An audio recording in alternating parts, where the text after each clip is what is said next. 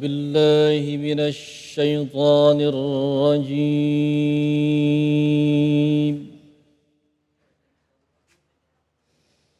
بسم الله الرحمن الرحيم.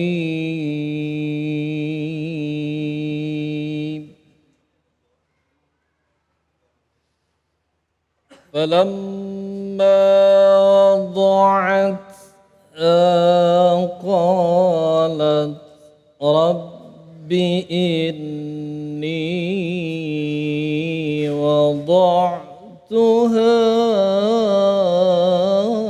أنثى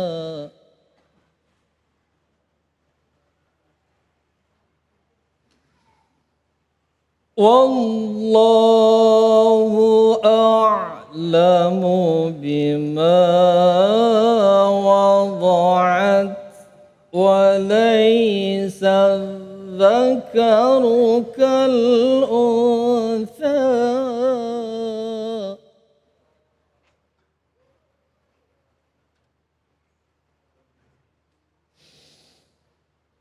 وإني سميتها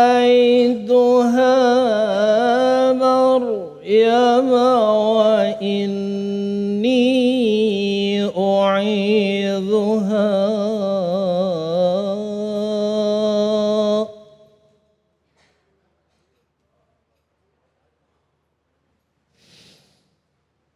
وإني أعيذها بك وذريتها من الشيطان الرجيم.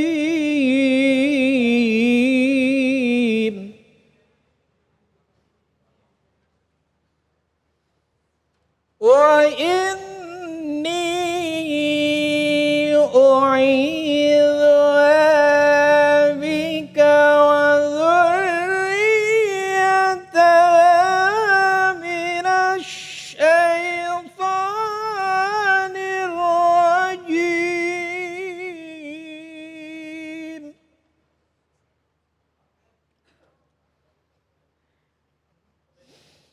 وإني أعيذها بك وذريتها من الشيطان الرجيم. صدق الله العظيم. Alhamdulillah rabbil alamin. Sama-sama kita sudah mendengarkan pembacaan ayat suci Al-Quran surah Ali Imran ayat 36. Sebagai orang tua kita mendapatkan amanah seorang anak. Ya.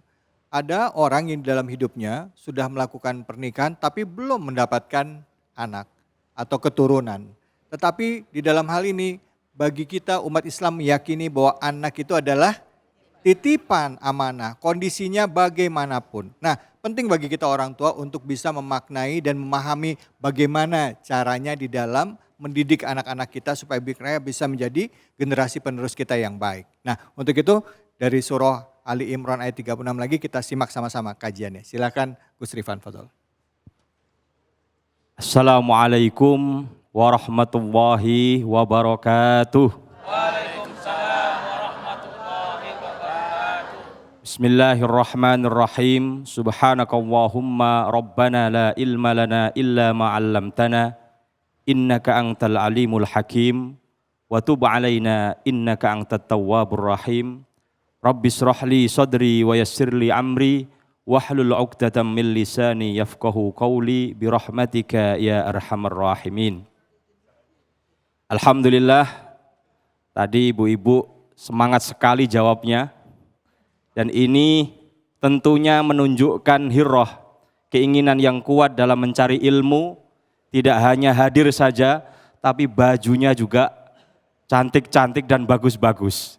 Ini salah satu tuntunan yang disampaikan oleh Rasulullah SAW yaitu dalam menghargai, dalam proses mencari ilmu, kita persiapkan dengan sebaik-baiknya, di antaranya dengan memakai pakaian-pakaian yang bagus. Alhamdulillah, tadi sudah disampaikan, sudah dilantunkan ayat dari surat Ali Imran, ayat 36. Ayat sebelumnya, sebelum ayat 36, adalah kondisi ibu dari Siti Maryam. Beliau kondisinya sangat sepuh atau orang tua. Suatu ketika Sayyidah Hannah, ibu dari Siti Maryam, termenung berada di bawah pohon. Saat beliau termenung, beliau melihat ada seekor burung yang sedang memberi makan anaknya. Dari situlah kemudian Sayyidah Hannah mempunyai hirah, keinginan yang kuat untuk mempunyai anak. Ini bisa kita fahami bahwasanya seorang perempuan itu mempunyai fitrah dalam mempunyai anak. Normalnya seperti itu, ibu-ibu. Kemudian beliau berdoa kepada Allah Subhanahu wa taala, dan pada saat dikabulkan oleh Allah Subhanahu wa taala, tadi dikatakan falamma wada'atha qalat rabbi inni wada'tuha unsa. Karena ayat sebelumnya beliau mempunyai pemikiran, mempunyai perasaan bahwasanya yang bisa totalitas dalam beribadah kepada Allah adalah kaum laki-laki. Sehingga manakala Allah Subhanahu wa taala mengabulkan doanya, falamma wada'atha qalat rabbi inni wada'tuha unsa, beliau sedikit merasa kecewa manakala anak yang dilahirkannya ternyata adalah perempuan. Dari ayat ini Allah Subhanahu wa taala memberikan pelajaran yang sangat penting kepada Siti Hannah atau ibunda dari Siti Maryam, bahwasanya perempuan juga mempunyai porsi yang sangat besar dalam beribadah kepada Allah Subhanahu wa taala. Di antaranya ibu-ibu ini yang sudah hadir, ini juga bagian dari petunjuk yang disampaikan oleh Allah Subhanahu wa taala dalam ayat tersebut, falamma wada'atha qalat rabbi inni wada'tuha unsa. Dari ayat ini juga kita bisa memahami, ibu-ibu, bahwasanya Allah Subhanahu wa taala memberikan pelajaran kepada Siti Hannah. Begitu besarnya kita mempunyai keinginan, akan tetapi tidak bisa menyingkap tabir yang sudah ditetapkan oleh Allah Subhanahu wa taala. Ibnu Athaillah As-Sakandari dalam kalam hikmahnya menyampaikan sawabikul himami la tahriku aswaril akdar. Kesungguhan kita dalam menggapai sesuatu tidak akan mampu menyingkap tabir yang sedang ditetapkan oleh Allah Subhanahu wa ta'ala. Ana urid wa anta turid wallahu yaf'alu ma yurid. Kita mempunyai keinginan, ibu-ibu juga mempunyai keinginan, akan tetapi keinginan kita semua tidak dapat menyingkap takbir yang sudah ditetapkan oleh Allah Subhanahu wa ta'ala. Dari sini Siti Hannah mempunyai keinginan yang sangat kuat, di antaranya memulai keinginannya dengan berdoa kepada Allah Subhanahu wa taala. Inni nadzartu laka ma fi batni muharraram fataqabbal minni. Ini ayat sebelumnya. Hendaknya bagi seorang ibu untuk berdoa kepada Allah manakala mempunyai keinginan untuk berikhtiar dalam mendapatkan anak. Tidak hanya asal tembak saja ibu-ibu. Ya. Akan tetapi ada prosesnya.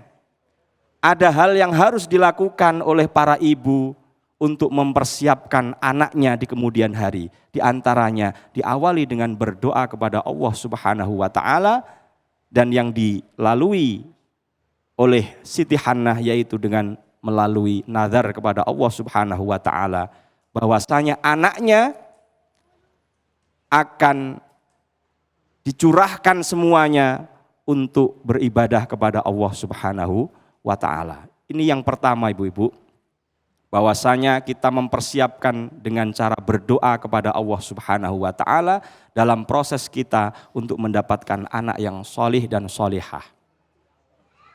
Yang kedua Ibu-ibu, dari ayat falamma wada'atha qalat rabbi inni wada'tuha unsa wallahu a'lamu bima wada'at. Ini menunjukkan ketegaran Siti Hannah. Selain beliau mempunyai keinginan yang kuat, akan tetapi beliau sadar bahwa semua itu semata-mata atas ketetapan Allah Subhanahu wa taala. Sehingga beliau mengatakan wallahu a'lamu bima wada'at. Bahwasanya Allah lah yang paling mengetahui segala hal yang diinginkan oleh para manusia. Ayat berikutnya juga menjelaskan setelah kita mempunyai keinginan yang kuat dalam mendapatkan anak yang solih dan solihah, kita hendaknya juga berdoa manakala anak ini sudah dilahirkan. Ya. Dalam kitab Hasyiah Al-Bajuri, ya, disebutkan salah satu fadilah doa, manakala kita membaca doa tersebut, insya Allah, Allah Subhanahu wa ta'ala tidak akan mentakdirkan anak tersebut untuk jatuh pada perbuatan zina. Rasulullah menganjurkan kita manakala anak kita sudah dilahirkan, orang tua diperintahkan untuk mengumandangkan azan dan iqamah pada kuping sebelah kanan dan kuping sebelah kiri. Para ulama lantas memberikan doa-doa. Di antaranya yang dibaca adalah surat Al-Qadar. Inna anzalnahu fi lailatul qadar. Wa ma adraka ma lailatul qadar. Lailatul qadri khairum min alfi syahr. Tanazzalul malaikatu warruhu fiha biidzni rabbihim min kulli amr. Salamun hiya hatta matla'il fajr. Ayat ini mempunyai keutamaan manakala kita melantunkan di kuping sebelah kanan anak kita. Insya Allah, Allah Subhanahu wa ta'ala akan mentakdirkan anak kita untuk tidak jatuh pada perbuatan-perbuatan zina. Allahumma amin. Alhamdulillah. Semoga kita menjadi bagian dari orang-orang tua yang selalu mempersiapkan anak-anak kita untuk menyongsong di masa yang akan datang. Dari ayat yang telah disampaikan tadi, ini juga bagian dari Allah Subhanahu wa ta'ala mengabulkan doa dari Siti Hannah. Ada dua anak yang mana ketika lahir ini tidak menangis ibu-ibu. Jadi semua anak yang dilahirkan itu saat dilahirkan dia menangis. Akan tetapi ada dua anak yang mana saat dilahirkan tidak menangis. Dua anak ini yang pertama adalah Siti Maryam. Yang kedua adalah putranya yaitu Nabi Isa alaihissalam. Ibnu Abbas meriwayatkan hadis di dalam Sahih Bukhari bahwasanya kebiasaan setan manakala ada seorang ibu yang akan melahirkan, dia akan selalu menunggui ibu tersebut sampai hari kelahirannya. Dan saat kelahirannya, para setan ini akan berlomba-lomba untuk mulai menggoda sejak dari anak tersebut dilahirkan. Sehingga kita dianjurkan untuk mengumandangkan azan, untuk berdoa. Ini bagian dari tujuan Rasulullah SAW agar para umatnya nanti tidak menjadi bagian dari pengikut setan. Ya. Sehingga ada juga kisah seorang ulama yang ingin mencoba keabsahan dan keotentikan hadis tersebut. Ada dua anak, yang satu diberi adzan, dikumandangkan adzan, sedangkan yang kedua tidak.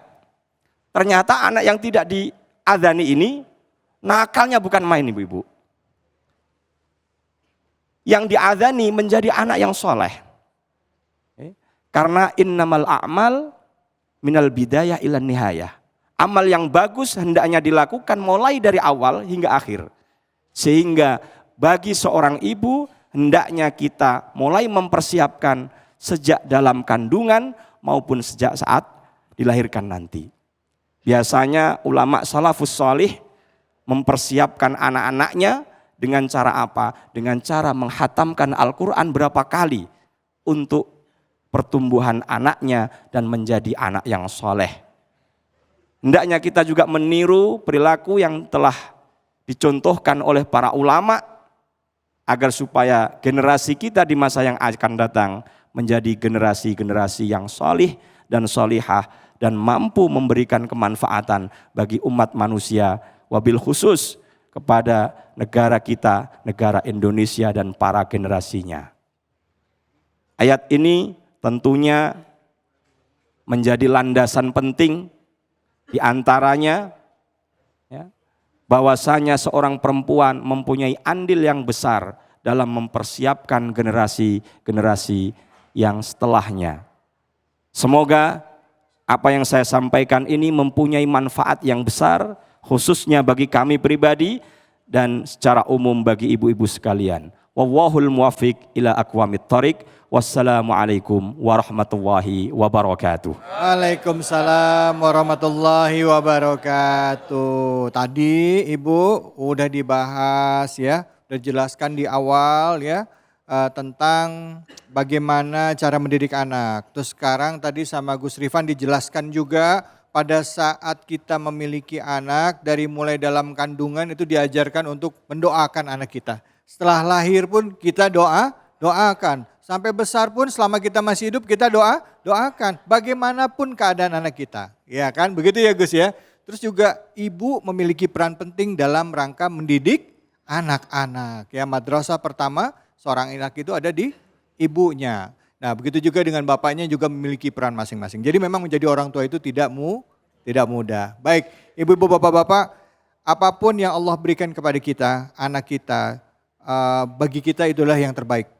Orang boleh bicara apapun tentang anak kita, tapi yang namanya orang tua sama anak, anaknya tetap yang terbaik. Untuk semakin lebih baik, doakan insya Allah benar-benar menjadi generasi muda penerus agama dan bangsa Indonesia ini.